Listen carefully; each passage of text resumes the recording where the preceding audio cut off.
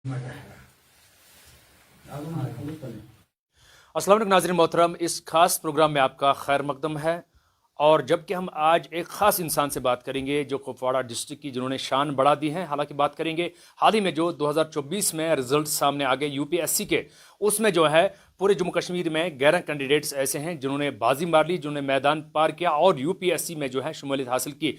और ये कामयाब कैंडिडेट जो है कुल मिला के 11 हैं जम्मू कश्मीर से। अगर कश्मीर की बात करेंगे, कश्मीर सूबे से तकरीबन 3 कैंडिडेट्स ऐसे हैं, 3 उम्मीदवार ऐसे हैं जिन्होंने जो है अपनी मेहनत और काबिलियत के दम पर जो है ये एग्ज़ाम पास किया है। और आज जो हमारे साथ ख़ास मेहमान मौजूद है, ये हैं हंदवाड़ा से, हंदवाड़ा के मावर इलाके से। और इनका मोहम्मद हारिस मीर, जो कि मावर इलाके से रहते हैं, दूर दराज इलाके हैं। हालांकि इन्होंने अपनी काबिलियत और मेहनत के दम पर इस एग्ज़ाम को पास किया। इनके साथ ज़रा बात करने की कोशिश करें। हालांकि बता दें कि ओपन मेरिट में इनका 345 जो है सीरियल यहाँ पर रैंक मिला है। तो इनसे ज़रा जानने की कोशिश करेंगे इनके सफ़र के हवाले से और इस एग्ज़ाम के हवाले से। सबसे पहले एएनएन की तरफ से, हमारे टीवी जो चैनल है, इदारा जो हमारे जम्मू कश्मीर का पहला और अपना वाहिद टीवी चैनल, इसकी तरफ से आपको और आपके ख़ानदान को, आपके घर वालों को बहुत बहुत बधाई, बहुत बहुत मुबारक। बहुत बहुत शुक्रिया आपका, आपकी बेस्ट विशेस के लिए। तो सबसे पहले बताएं, अपने बारे में तारुफ दीजिए। आपकी तालीम कहाँ से शुरू हो गई और इस मकाम तक पहुँच गई? जी, मेरी जो स्कूलिंग है, बेसिक स्कूलिंग, वो श्रीनगर से हुई है क्योंकि मेरे फादर श्रीनगर में ही पोस्टेड रहे हैं हमेशा as a surgeon in SKIMS hospital.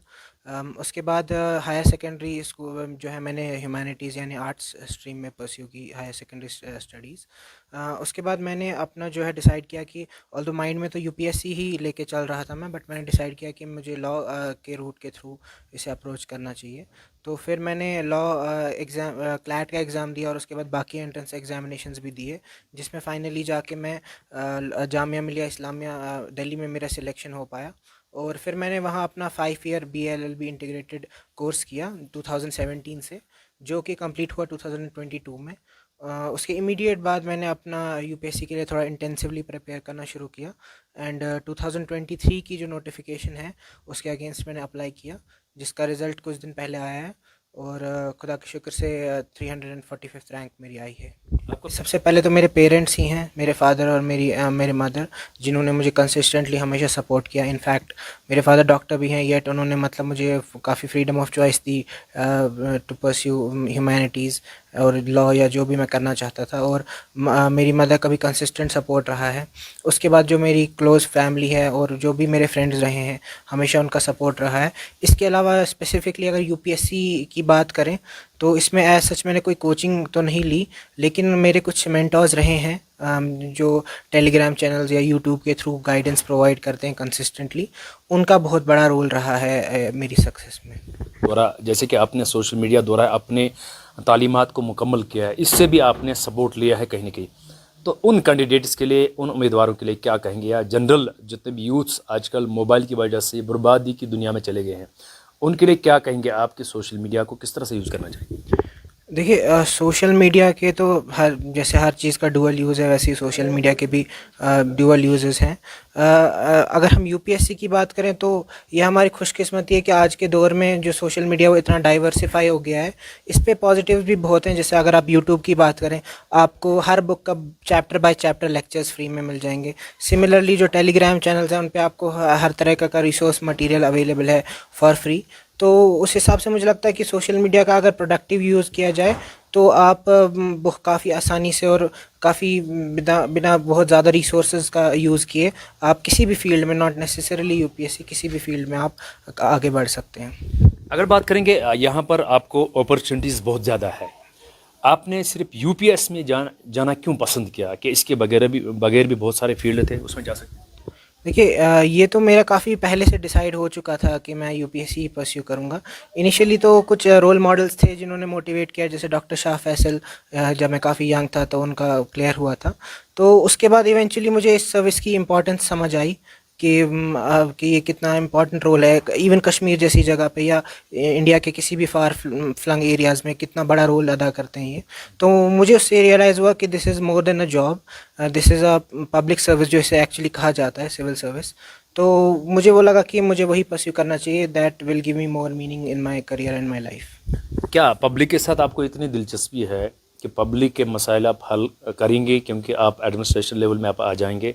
क्या इससे पहले भी आपको बचपन से ही इस तरह का शौक़ था ताकि आप इसमें जा पाएंगे? जी बिल्कुल पब्लिक सर्विस तो हमेशा एक नोबल चीज़ रही है। उसके अलावा जो इस यूपीएससी के या इनकी सर्विसेज की जो ख़ास बात है कि इसमें जो आप जो इम्पैक्ट डिलीवर कर सकते हैं उसका स्केल बहुत हाई होता है। मतलब आप थोड़े से अपने माइंड जो डिसीजंस आपके एंड से ज़्यादा एफर्ट नहीं लेंगे वो लोगों की लाइफ बदल सकते हैं।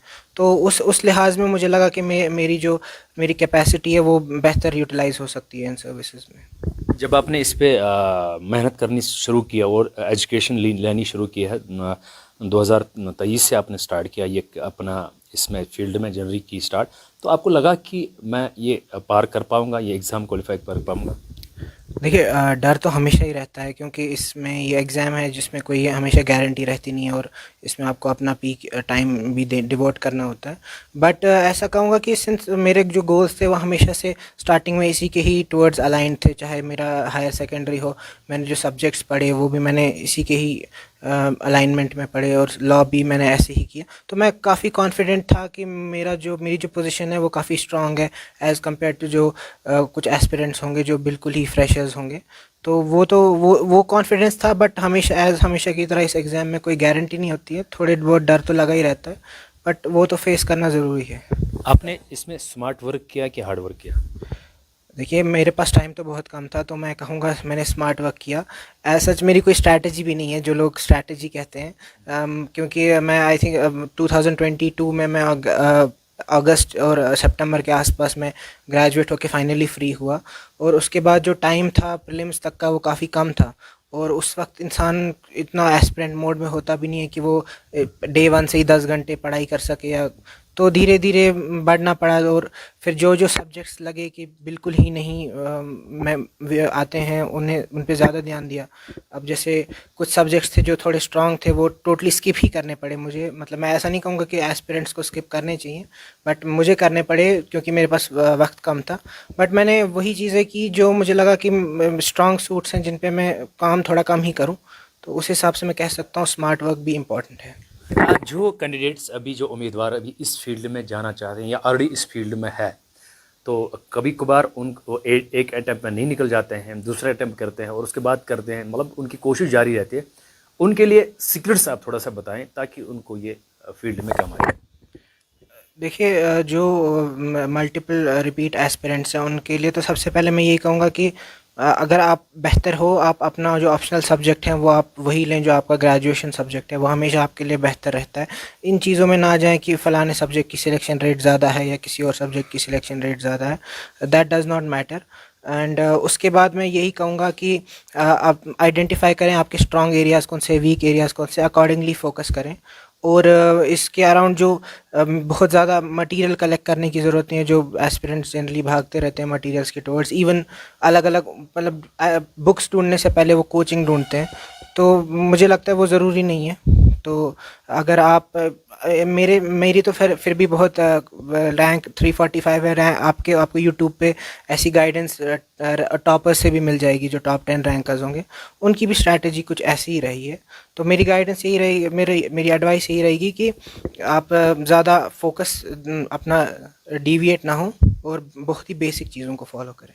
ये थे हमारे साथ मोहम्मद हारिस मीर जो कि मावरी इलाके से ताल्लुक़ रखते हैं और पहाड़ी तबके से हैं। तो इन्होंने आज ओपन मेरिट में 345वां रैंक यहाँ पर हासिल किया है। तो कुल मिला के अगर बात करेंगे उस ज़िले से ये ताल्लुक़ रखते हैं जहाँ पर जो है शाह फैसल जैसी हस्ती जो है टॉपर रहे इंडिया में यूपीएससी में, और उन्होंने जो है यहीं से स्टार्ट किया, अपना करियर स्टार्ट किया। तो इनका मानना है कि इन्होंने भी यहाँ से अपना करियर स्टार्ट करके फिर श्रीनगर, फिर दिल्ली में तालीम हासिल की और फर्स्ट अटैम्प्ट में इन्होंने जो है ये एग्ज़ाम क्वालिफाई किया। और इनका मानना है कि इनके पीछे जो सीक्रेट्स है वो इनके सबसे पहले इनके पेरेंट्स है, इनके रिलेटिव्स, क्लोज रिलेटिव्स है, इनके फ्रेंड सर्कल है, और ख़ासकर इन्होंने जो सपोर्ट लिया है वो सोशल मीडिया द्वारा लिया है। यूट्यूब हो, टेलीग्राम हो या इंस्टा या कोई भी चीज़ हो, यानी कि हम सोशल मीडिया द्वारा जो है बहुत ज़्यादा फ़ायदा उठा सकते हैं, लेकिन अगर हम इसको सही यूज़ करें तो यानी इसमें मेरिट और डिमेरिट है। तो इनका मानना है कि साफ तौर पर कि सोशल मीडिया को सही इस्तेमाल करें, तब जाके कहीं ना कहीं हम कामयाब रह सकें।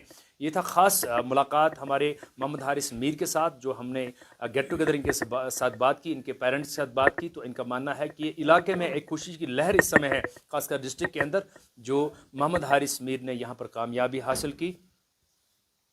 एन न्यूज़ के लिए कबीर गिलानी, मावर हंदवाड़ा।